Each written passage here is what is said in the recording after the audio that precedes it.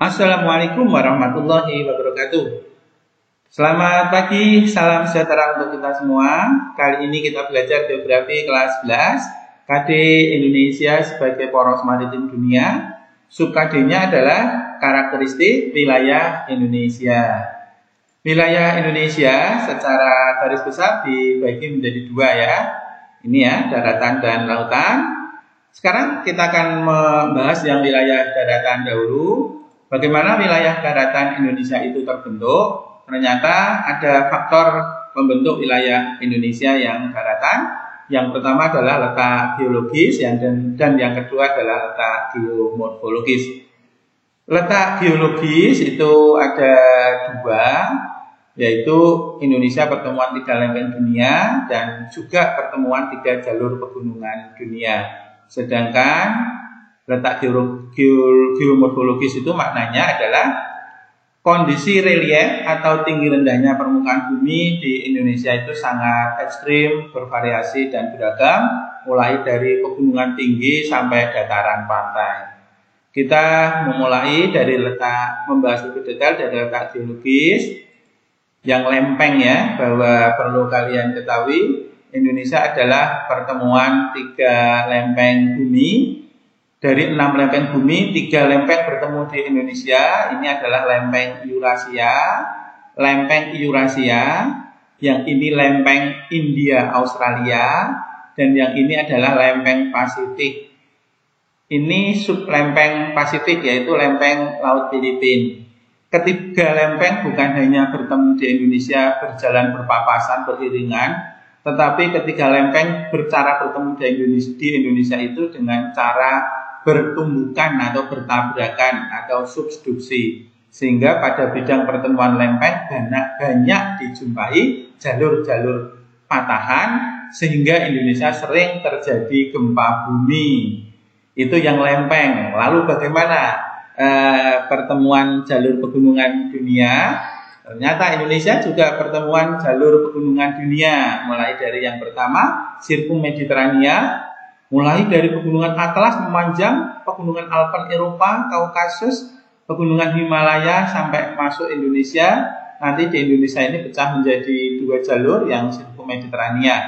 Kemudian yang kedua adalah Sirkum Pasifik. Ini ya, Sirkum Pasifik, mulai dari pegunungan Andes, kemudian Sierra Madre, Rocky, Alaska, Aleut, Kamchatka, Jepang, kemudian Filipina sampai Indonesia melalui Sulawesi dan Maluku.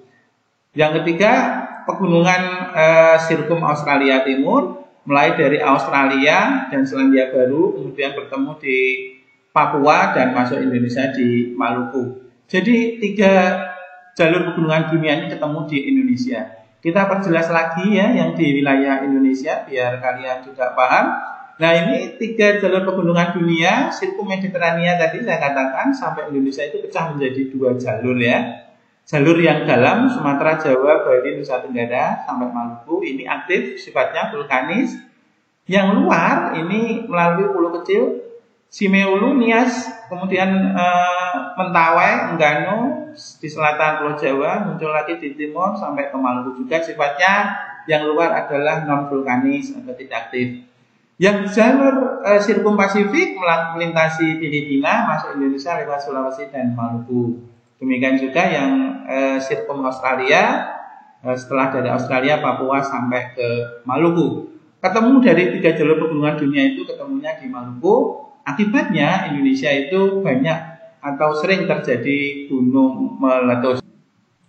2 faktor tadi mewarnai atau membentuk daratan Indonesia yang karakteristiknya demikian. Kepulauan Indonesia itu bentuknya memanjang sebagai kelanjutan dari jalur pegunungan dunia, sehingga Indonesia itu banyak dijumpai gunung api aktif. Yang kedua, wilayah Indonesia adalah zona pertemuan lempeng dan jalur patahan, sehingga sering terjadi gempa bumi. Tentu yang ketiga akibat positifnya Indonesia sangat subur, kaya barang tambang dan mineral. Yang keempat, sebagian daratan Indonesia itu terangkat karena zona subduksi atau tumbukan lempeng, seperti pegunungan Jayawijaya dan pegunungan Sewu atau pegunungan Seribu di Jawa. Dan secara umum wilayah Indonesia itu topografinya bervariasi atau kasar ya, ekstrim ya, mulai dari pegunungan tinggi sampai dengan lembah. Oke, setelah kita membahas tentang wilayah daratan, sekarang kita berganti wilayah perairan yang kita bahas. Bagaimana kondisi wilayah perairan Indonesia?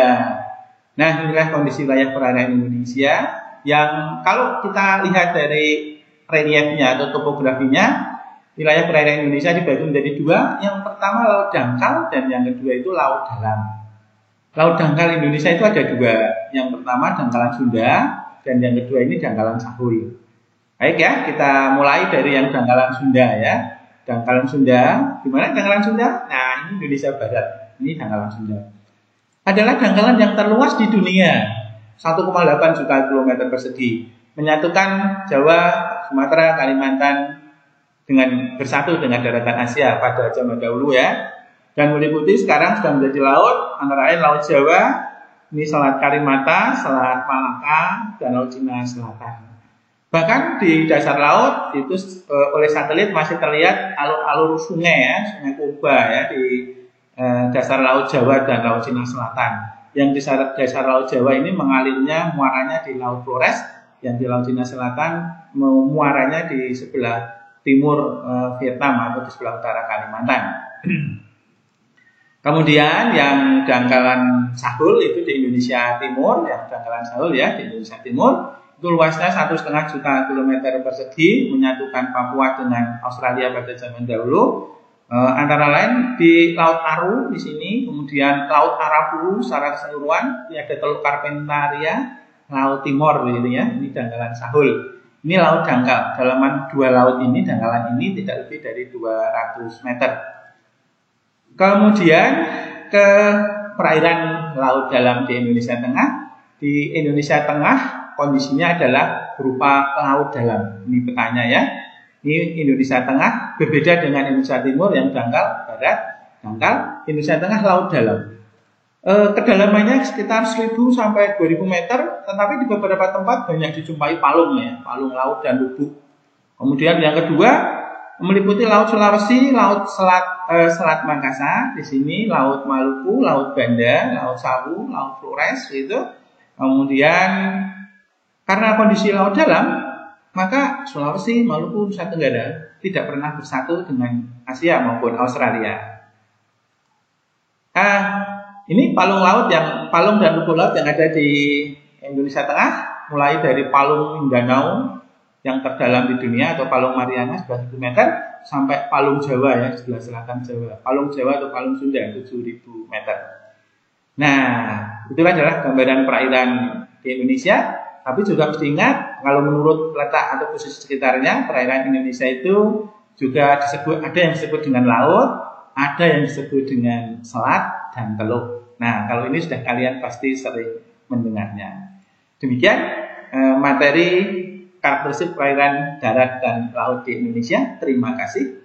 Wassalamualaikum warahmatullahi wabarakatuh.